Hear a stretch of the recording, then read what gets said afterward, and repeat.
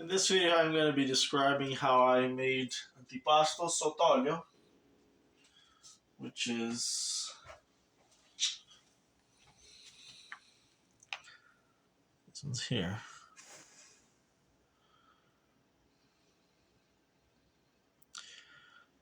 Which is also called antipasto calabrese sott'olio, or giardiniere antipasto sott'olio. And the key word here is sott'olio, which literally means in oil. So if you're new to this, this is actually my favorite food. This is my best favorite food because it's got so many vegetables in it, and it's convenient. You can just literally open it up and just eat it as is. It's a great meal. Or what I like to do is add it to potatoes, and that's really nice as well. But basically, most canning is done with vinegar, whereas it's actually canned using oil, olive oil or canola oil, or sometimes even sunflower oil. You can experiment with different kinds of oils. The first thing I will say, though, is that if you look at the internet like YouTube, it's almost impossible.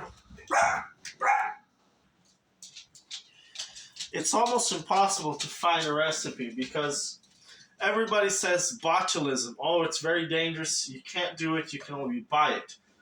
And funny thing is, over here in this area of the United States, I haven't been able to buy this kind of antipasta, and that's why I ended up having to make it, because I honestly hate cooking. But I love this food, and I gotta eat right, so that's kind of why I had to make it. But in Canada, they actually do sell them, and they last. The expiry date is actually well over 1 year. So whoever says that you can't make it, well, they're very misinformed. And these recipes, they've existed in Italy for hundreds of years. And if you actually go on Google, if you search the Italian Google or the Italian YouTube, then you actually get lots of recipes. So I guess this should pretty much be the first English video around. And I have seen a few videos where people show you how to make them, but it actually only lasts for like a week. Whereas this recipe that I'm making here, it actually it should last years, and that's the big difference. I will tell you this, though, that this is a bit of a disclaimer. This is something that I make for myself. I can't control what you make. I'm not an expert by any means. So if you make it and you end up getting botulism, well, that's on you. I'm not going to be held responsible, but I will say that people have been doing this for centuries, and well, I haven't really heard of anybody dying from it or getting sick from it. I did do some research about botulism, and there have been maybe a few cases out of billions of jars that have been eaten by people. So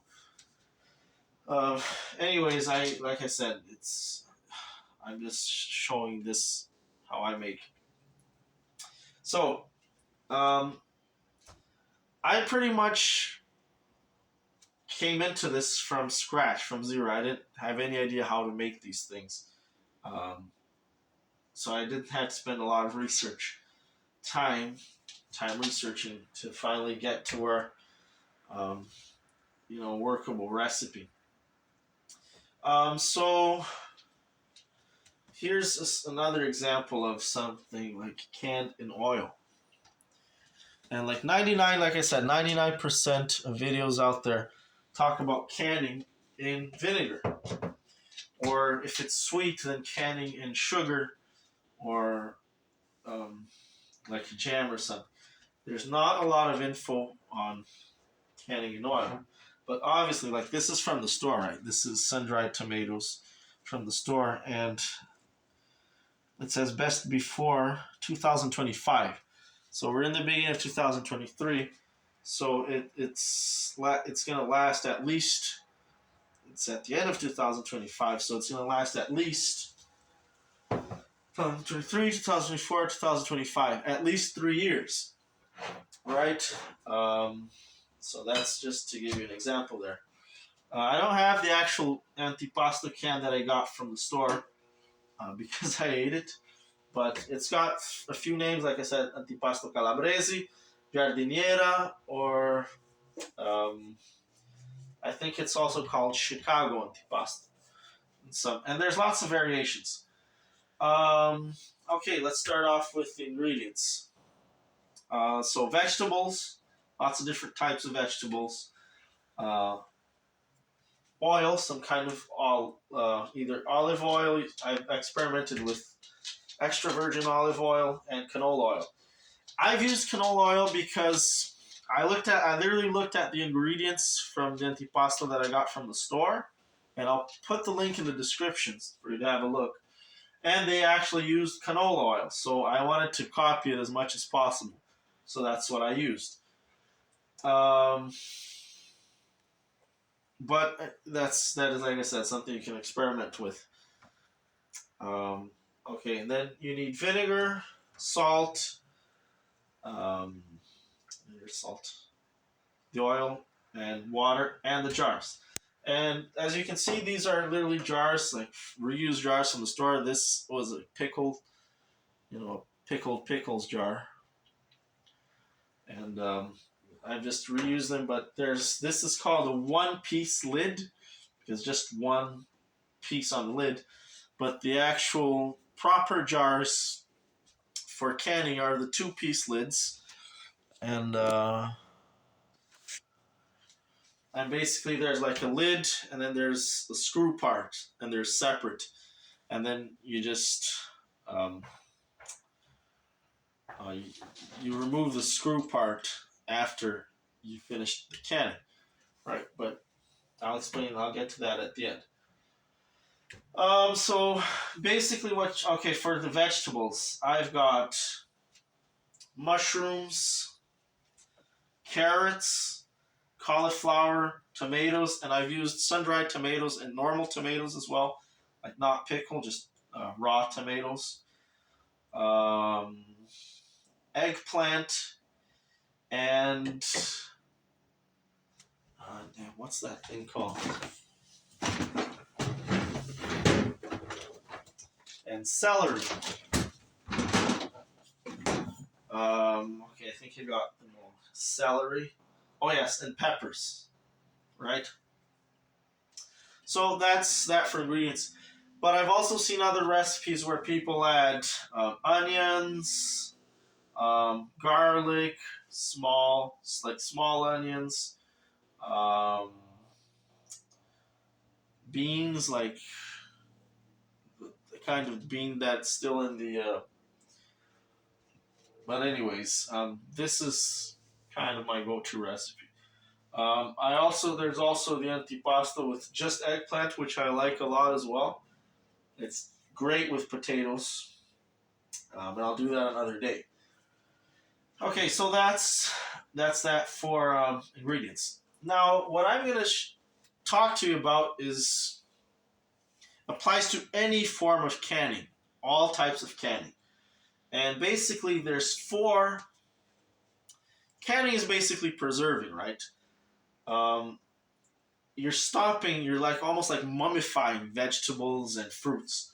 So basically, they last many years. Some even my grandfather had ones that were good for like 10, 15 years. They last a really long time, and they taste fresh as if it was made yesterday, which is pretty interesting if you think about it. But basically, it works on the principle that fruit and vegetable, it doesn't decay by itself. Decay is caused by bacteria um, and fungi that are in the atmosphere. They're in the air, they're in the dirt, they're on the surface of the vegetables. They're everywhere. But what canning does is there's pretty much four elements that work against bacteria. There's four things, maybe five, 4 or 5 things that work against bacteria, and that's salt, acid, a vacuum, which is basically absence of air, salt, acid, which is basically the vinegar. So salt, acid, vacuum, absence of air, heat. Cold is also one of them, but we can't really use cold because that would kind of be the fridge, right? I'm talking about something that you don't have to keep in the fridge. And finally, oil itself. So whatever kind of canning, all kinds of canning have those elements in them. Now, obviously, if you're doing something that's making something that's fresh, then you won't be able to use vinegar. But there's a lot of fruit that they're all already acidic, like I think it's like grapes. I'm not too sure.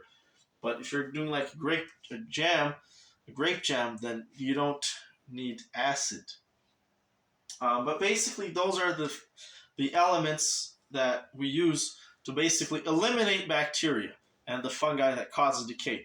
So as soon as we eliminate decay, then our food lasts for many years.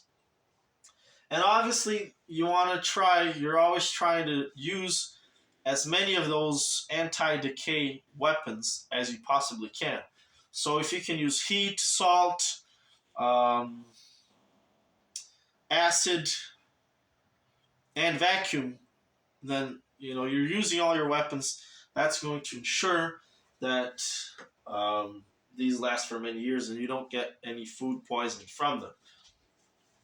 I will say one more thing though, that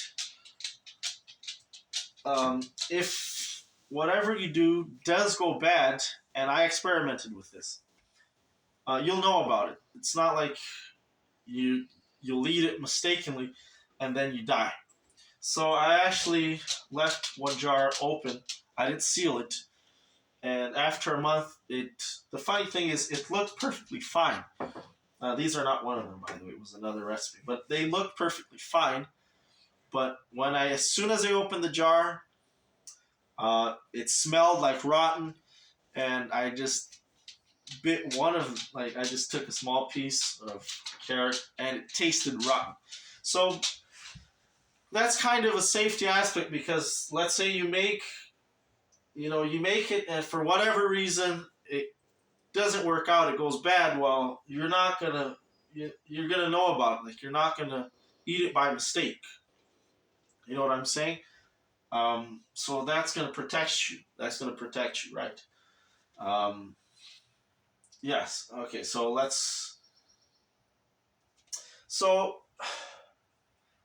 with vinegar, like I said, the vast majority of canned products is in vinegar. And vinegar is kind of pretty much the biggest weapon, the most common weapon that we have. It's very strong, it's acid, and no bacteria survive it. So basically, you can leave a bottle of vinegar out for years and nothing happens to it. It's still vinegar, it doesn't decay. And that's the same for salt. Salt doesn't decay either. And there's actually foods that are preserved in salt alone. There's, I think, also mummies in Egypt that were preserved, or bodies, like full bodies that were preserved in salt. So again, there are items like salt is something that pretty much there aren't any bacteria or any fungi that can decay it. So if you combine that with food, then you eliminate decay, like I said. All right, so for the procedure, the basic idea is we're not using vinegar to preserve it. We're going to use the vinegar which is the acid, which is acetic acid. We're using it to kill the bacteria and remove the bacteria from the vegetables. We're also using heat, and then we're also creating a vacuum, which is kind of, and the vacuum is pretty much used in all canned products. Uh, in the store, whatever it is, if it's salt, if it's vegetables or fruit or jams, whatever it is, it's vacuum sealed. So step number one is obviously you cut up all the vegetables in small pieces, and obviously there's different ways you could cut them. I'm kind of practical. I'm very extremely practical. So peppers, I just literally break them off into tiny pieces using my hands. For the peppers, you want to remove obviously that green part, the like the stem. You want to remove the stem and the seeds, and you want to remove the white parts from the inside because they're not really usable. Carrots, sometimes I peel them, sometimes I don't. That's up to you. The mushrooms, I've done a bit of experimenting here as well. I've used mushrooms from raw mushrooms. I've used raw mushrooms. I've used canned mushrooms, the ones that come in cans, the champions or champignon mushrooms, and I've also used mushrooms that came in oil, or mushrooms that also came in jars already. Like they already had condiments in them. So I've experimented with that, and we're going to find out at some point. And same for the tomatoes. I've used tomatoes that are that already were sun-dried tomatoes in oil, like this here. This I actually use this on the recipe behind me. And I've also used raw tomatoes. Now, the other thing you have to keep in mind, and again, this is all common sense, this is logic. Because we're canning these vegetables in oil, if we have water inside them, that's bad. So just keep that in mind. This recipe requires that the vegetables are dried. Not fully dried to the point where it's like crispy, not like sun-dried tomatoes like baking, but they have to be dry, fairly dry on the surface, and we'll get to that later. But anything that I used that came in oil, I don't put it in water or vinegar, because if it's already soaked in oil, then it's not going to mix with the water, it's not going to mix with the vinegar. It's already pretty much preserved, so I just leave it alone, kind of thing. So the eggplant, obviously, you just cut it into small pieces as well. The cauliflower, again, I just break it into small pieces. You could use big pieces. It's, again, every person has their preference. The exact amount of each, like percentage of each vegetable, it's just kind of random. I don't, you can, play around with the percentages however you want. Carrots, and finally the peppers. Yeah, I talked about peppers. What else? Not missing anything. The celery. Yes, the celery. So the celery's got like little strings in it. I don't usually remove them. You can if you want to. Okay. Yeah, that's it. So once you have all the vegetables cut into little pieces, I usually just leave them separate. And at this point, there's two different variations of the antipasto recipe. So the old recipe, which has been used by centuries, is the one that's in the can here, or in this pan here behind me. And basically, you take all the vegetables, you throw them in a pan like this. You mix it with vinegar, water, and salt. Or wine. So some recipes I've seen people use a mixture of water and vinegar in a 1-to-1 ratio. I've seen them use vinegar to water in a 1-to-2 ratio. So 1 liter of vinegar to 2 liters of water, basically 2 times more water than vinegar. I've seen people use wine and vinegar. I've seen people use just wine, wine, vinegar, and water. There's lots of variations there. It doesn't really matter as long as there's still a lot of acid, right? It has to be acidic in order to kill all the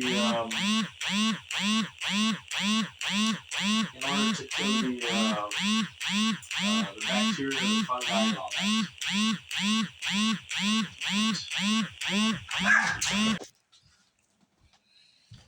that. Advantages, and the other variation is instead of, oh yes, and then you have to leave it for 24 hours. And then you put something, I just use a plate to push everything down, and like all the vegetables down, and make sure they're submerged in that salt, vinegar, acid, bacteria killing mixture. And then you put a weight on it to make sure everything stays below the liquid. And basically I just use the can of the bottle of canola oil here.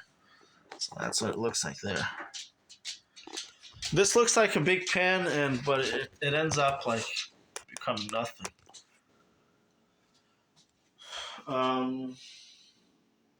Okay, so, and here's my other, this is a bit of an experiment because, well, what if you have, I actually pretty much just use vinegar, straight vinegar here. How much time do we actually need to leave it, to have it soaking? What if we have it soaking for 30 hours? What if we have it soaking for 2 days?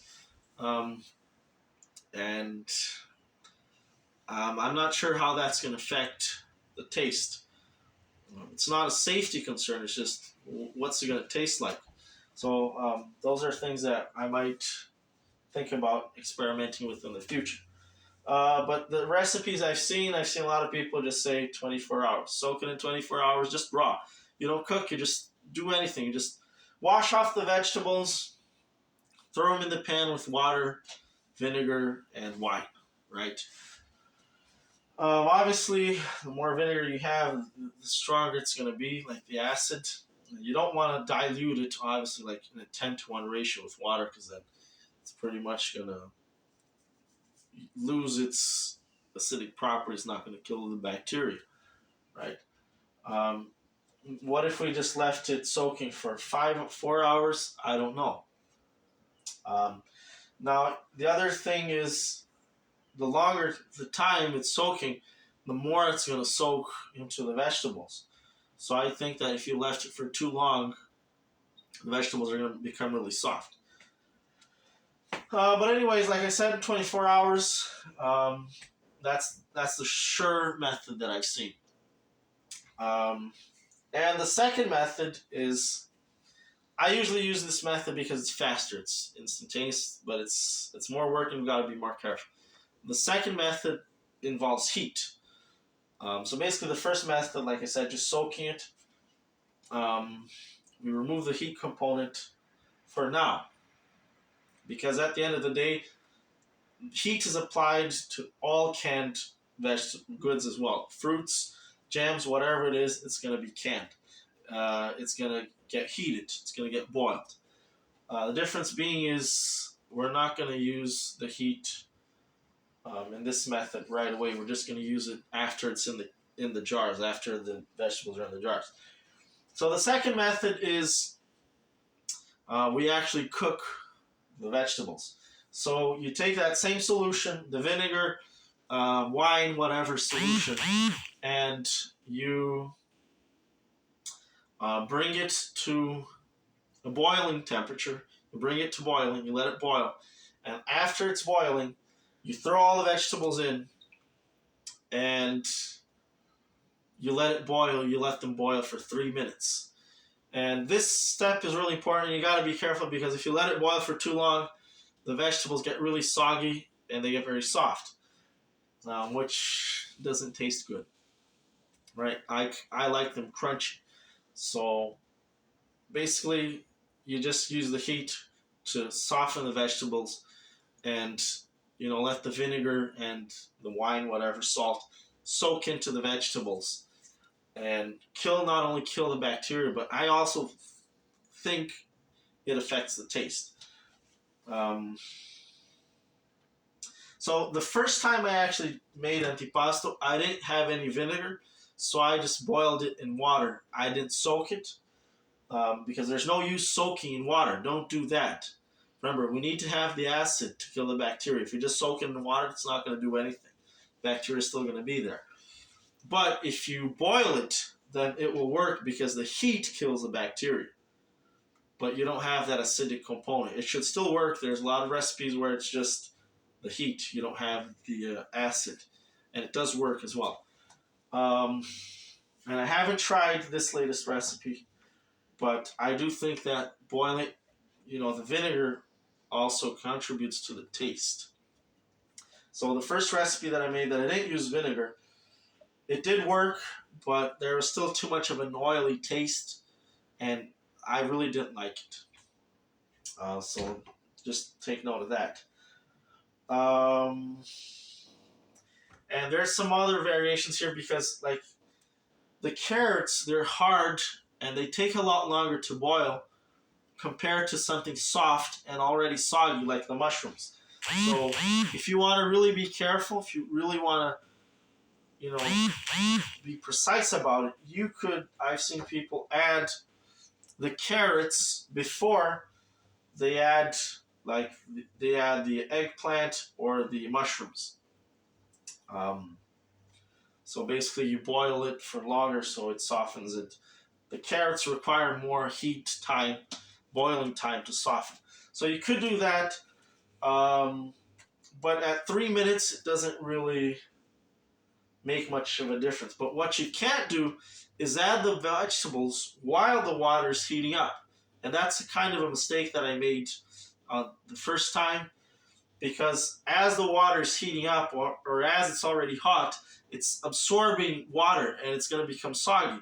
So even though the water is not boiling yet, it's still heating up, so that counts as time, like heating up time.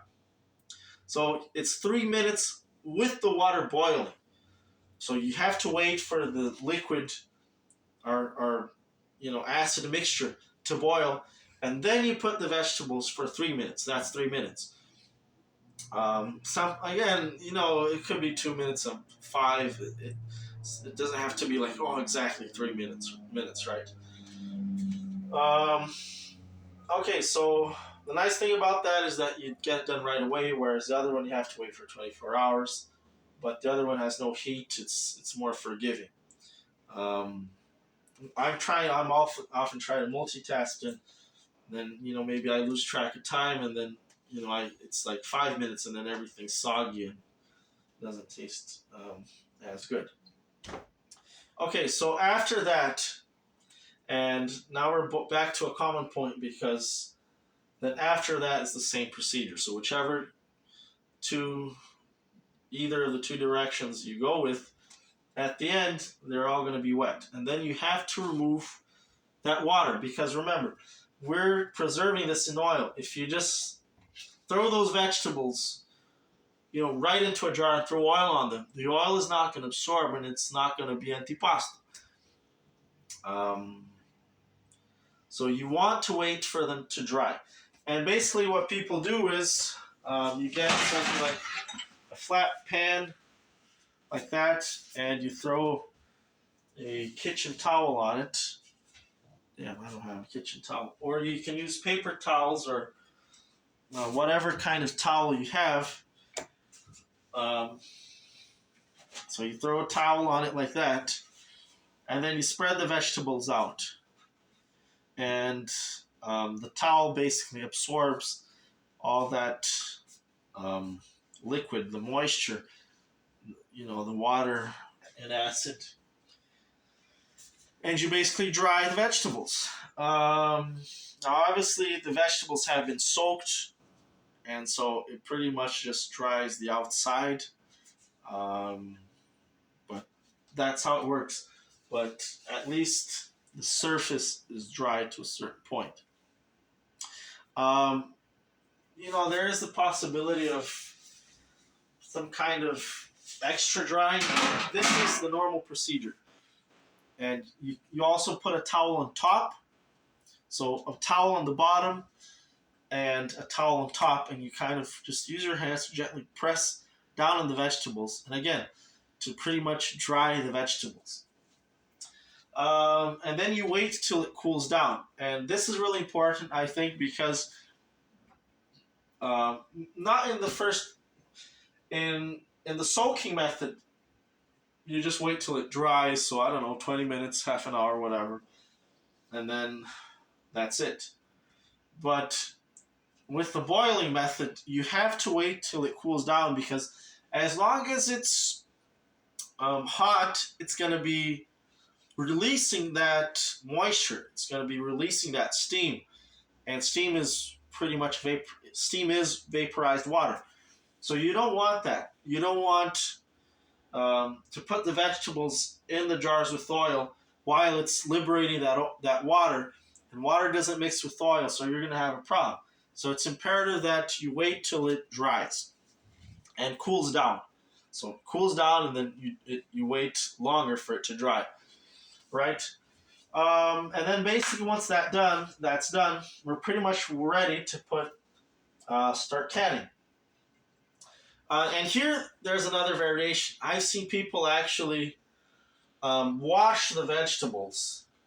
Because remember, we're either boiling or soaking it in vinegar or wine. And I guess especially if you're using vinegar, you don't really want that vinegar taste. So I've seen some people actually rewash the vegetables in running water just from the sink and then let it dry. Right? Maybe if you're using wine, you actually want that wine taste, so you don't want to do that. In the recipe, the way that I've done it here, I didn't rewash them. I didn't rewash them, right? I just I didn't rewash them. Okay, so after we've got dry vegetables that have been acid treated and or heat treated. So basically, one method, we treat the vegetables with heat and acid, and then dry. And then the other method is just acid and then dry. So one is basically acid and heat. The other one, we don't have the heat component. Not yet, at least.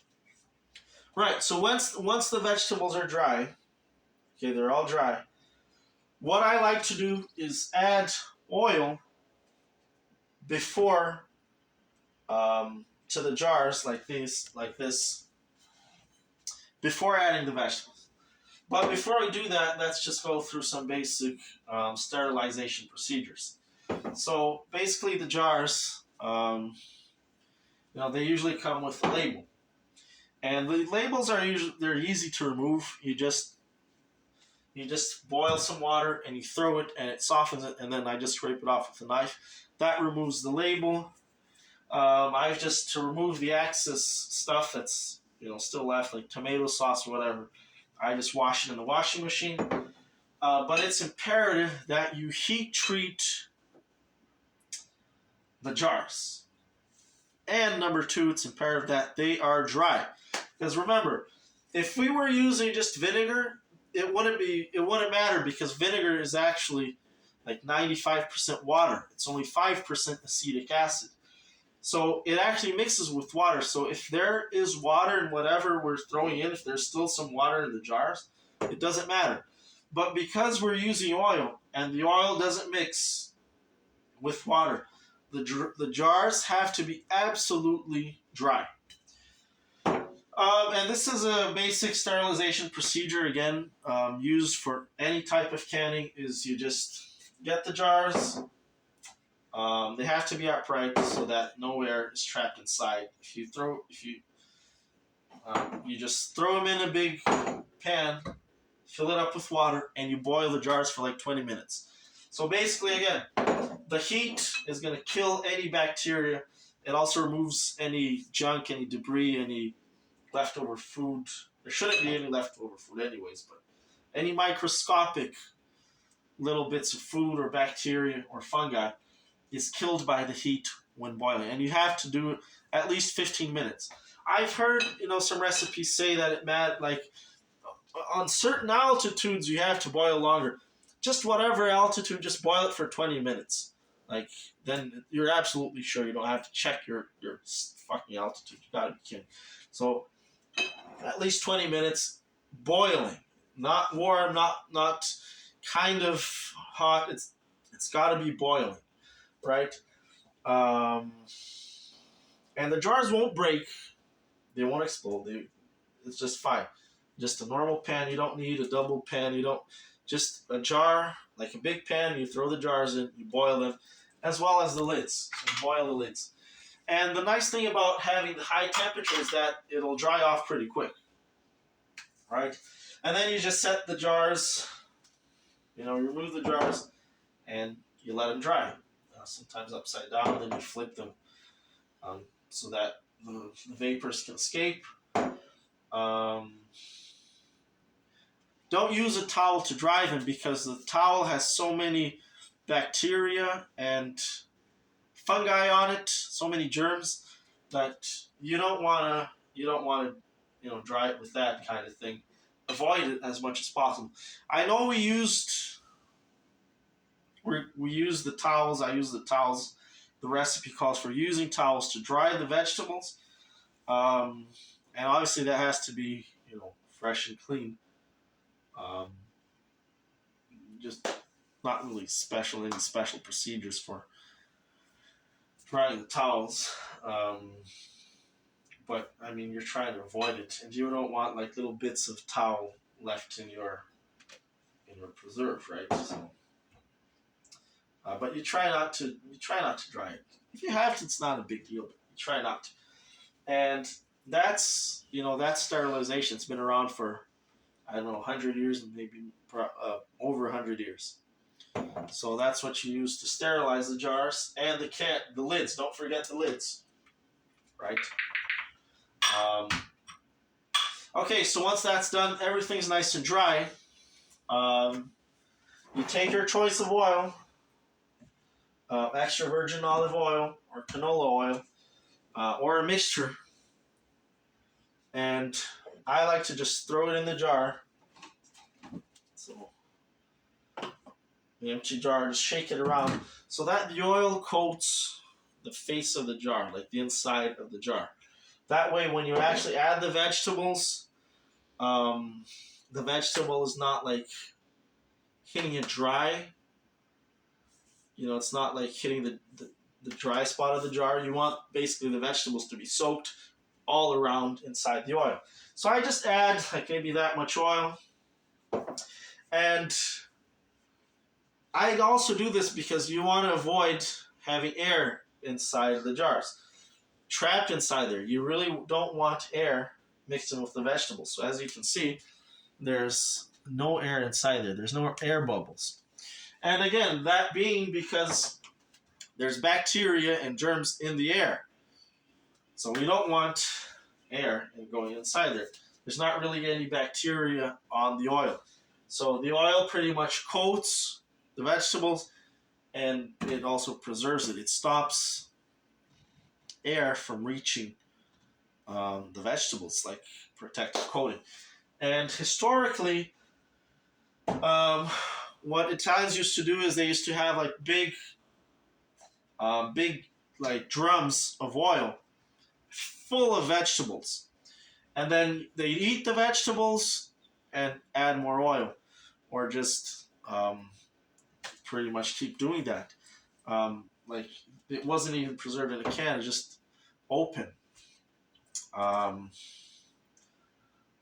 But it wouldn't really be long term, I don't think, because, like I said, the jar that wasn't sealed, it ended up rotting. But again, I've seen some people just dump the vegetables in and then add the oil, and I don't think that's a good idea because, again, the vegetables are going to be squashed against themselves, and the oil is not really going to mix in there with them, and then there's going to also be air inside them. So by putting oil first and always keeping a good amount of oil, that way you slowly add the vegetables, and each of the small pieces of vegetables drops in, it gets fully coated in oil. So I keep doing that, and then you can also add oregano or some spices, basil leaves, and there's a whole kind of procedure and debate on that as well. Because theoretically, if I just get this here like basil leaves, there could be bacteria in this. It hasn't been acid treated, and some people, and this goes to like where you have those oil infused oil. So basically, that's like olive oil, flavored olive oil, and you have these things inside. And then theoretically, you have to boil the oregano, or sage, boil it, acid treat it, and then you can put it in the jars. But really, I've just seen everybody the way I do it is I just powder it and just throw it in there. It's up to you again, or it's not up to you because you're not going to do it right. So that's what I do. That's what families have been doing for centuries, and I don't think anybody has died from it. So, but I'm just saying, I'm just throwing it out there because I actually read university studies saying that there's a whole procedure for adding spices. So if you're worried, then just don't add any spices. Like, don't add any oregano. It's still going to be really good. It's still going to taste great. But just, do your own research because it's the whole subject in itself, and I'm not going to get into it. Okay, so the next thing.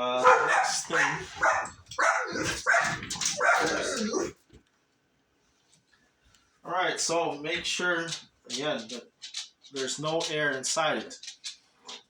So as I'm putting the vegetables in, I'll just get a knife or a spoon that's clean and stainless steel, and I'll just move the vegetables around slightly, and that basically ensures that there's no air. And you keep adding more oil. Always make sure there's more oil in the vegetables again, so that the vegetables fall into the oil, not the oil onto the vegetables, because it won't work. And then when you're about half an inch or about 10 millimeters from the top, you stop adding vegetables. You got to have that space. You got to leave a certain amount of space. And, again, there's a lot of people that go into very specific numbers, but basically just something reasonable, like a finger's thickness space. And you got to make sure that the vegetables are completely submerged in the oil. They're not sticking up past the oil. So oil's got to be covering 100% of all the vegetables, 100%. I should mention that for the oil types, I've seen a cook on YouTube saying that he uses 70% sunflower oil and 30% olive oil, because if he uses 100% olive oil, then the taste is too strong. And again, that's a matter of experimenting and different types of olive oil. You could use infused oils. There's lots of different options there. But as long as its oil is covering the vegetables, that's pretty much what matters in terms of safety. So once that's done, you've left the gap. You can now put the lids on. Again, making sure that everything's dry. And you don't tighten the lids very much. It's just tight enough for it not to leak. And you can't tighten it too much because the next step, that air that's in that gap is going to be expanded. So if you tighten it too much, it's actually going to pressurize the can. It's going to pressure, or the jar. It's going to pressurize the lid, and you don't want it to be that tight. You want it to be able to, that air to leave the jar. So I'll explain that in the next step. So basically then after that, you take a big enough can or a big enough pan, and again you add water to it. And basically what we're going to do is re-sterilize by boiling. We're going to create a vacuum, which is basically we're going to remove the air and we're going to heat the air to remove any bacteria. So the jars have to be fully submerged in the water and they have to be upright. So you've closed the lids, I've closed the lids. I now put the jars inside the pan and they're fully submerged, and you want to leave at least like that much water past it, because as the water boils, it's turning into steam and the water level will actually go down. So you don't want the jars to be exposed to the air. They have to be constantly submerged in water. So you got to keep that in mind, and you got to have additional boiling water to compensate. You got to be adding more water depending on the size of the pan you have. If you got a big enough pan, long enough that you can have a lot of water space, then you won't need that. But in my case, the jars are only covered maybe 5 centimeters under the water, so I'm going to have to add more water. So I just use a kettle, regular kettle, and I just keep it boiling while the water in the pan is boiling, and then I just keep adding more and more. You don't really want it to get cold. You want it to keep it hot. Okay, so you place the jars inside the can and you let them boil for 20 or up to 30 minutes. And basically that's doing two things. That's reheating all of those vegetables. And again, the heat kills the bacteria, it kills the germs. So basically once everything's back together, the jars, the lids, the vegetables, the oil, everything is being heat treated by boiling. So whatever germs could have been there, they're now going to get killed by heat. And I've asked myself the question is, wouldn't the heat cause more water to leave the vegetables? The logic is valid, but it doesn't happen. There's not water. It doesn't happen. So you don't worry about that. I think maybe it's just not hot enough to do that.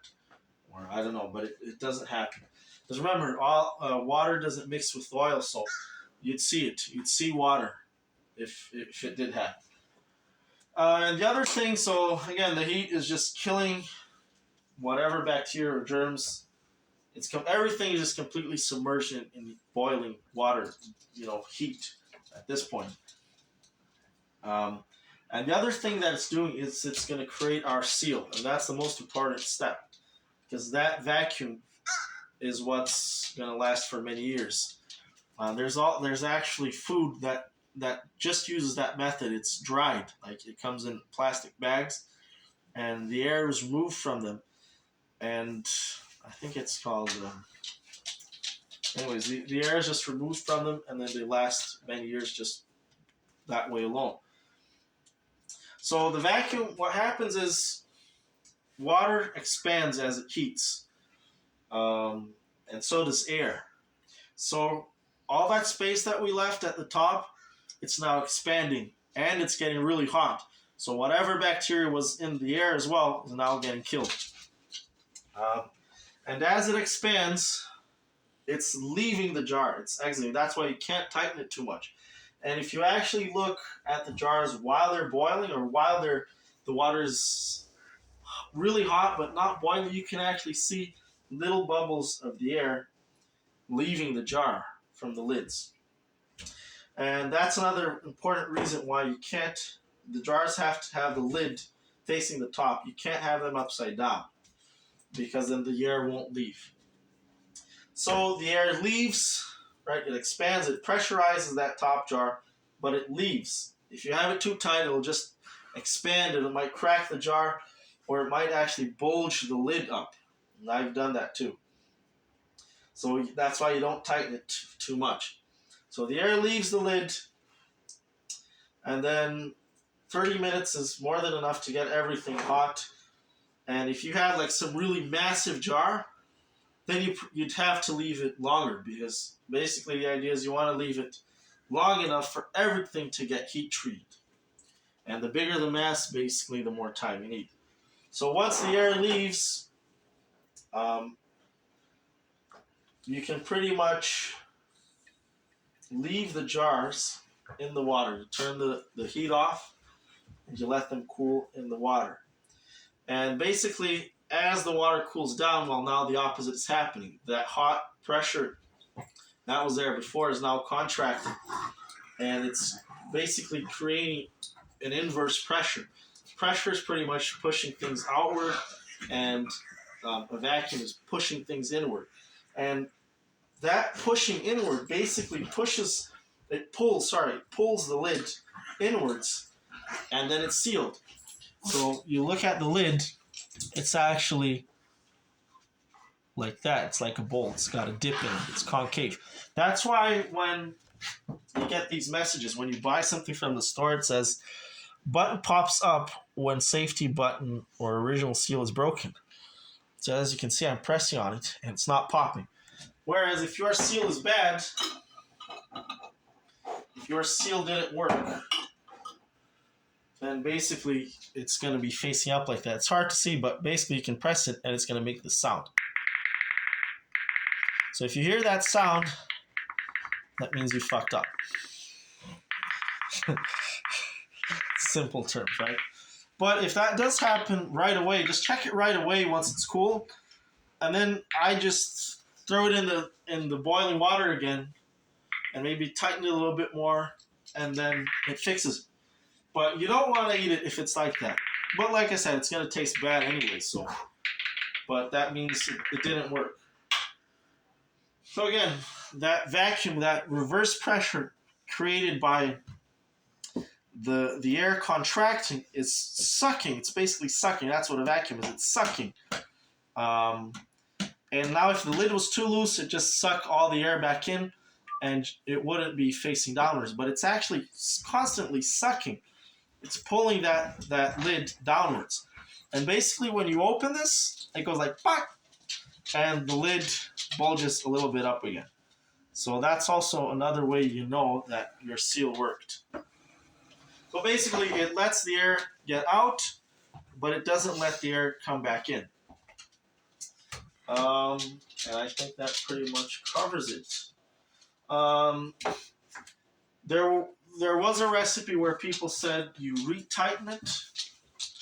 And I tried that. It didn't really work out because it gets too tight.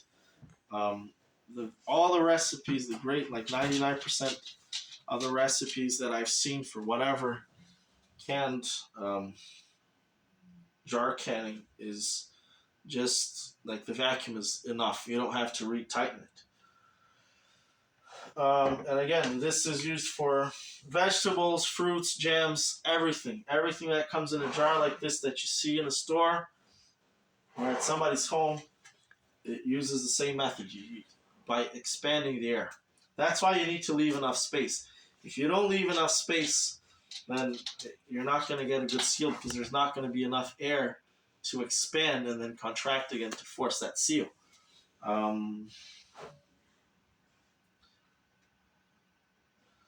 Sometimes what I'll do is I'll just use like the top of the jar where the threads start. And I'll just use that as a reference. Basically, if the store did it, then you can do it. So just look at just leave as much space as whatever comes from the store. So as you can see, the store doesn't really leave a lot of space at all. They pretty much just use, like what I said, right where the threads start. That's how much air they leave. So after that, the jars are cold. You got your seal. You press down on them. You got the seal nice and good. Then at that point you can actually flip the jars around, and then air just gets in everywhere. And at that point it's fine because we literally sterilized the air. And bacteria can't um, go into that anymore. It's very similar to making wine where there's a pipe, a curved pipe exposed to the air with an amount of water, or could be acid too. So basically it allows whatever gases are produced by fermentation to leave. It, by pressure, it pushes bubbles out through the water, but air from the atmosphere can't go back in to the fermenting area because it's blocked by the water in the pipe. So it's very similar to what we've done here. That seal around the jar, around the lid, is preventing bacteria, airborne bacteria, from getting into the jar. And that's pretty much how I do it.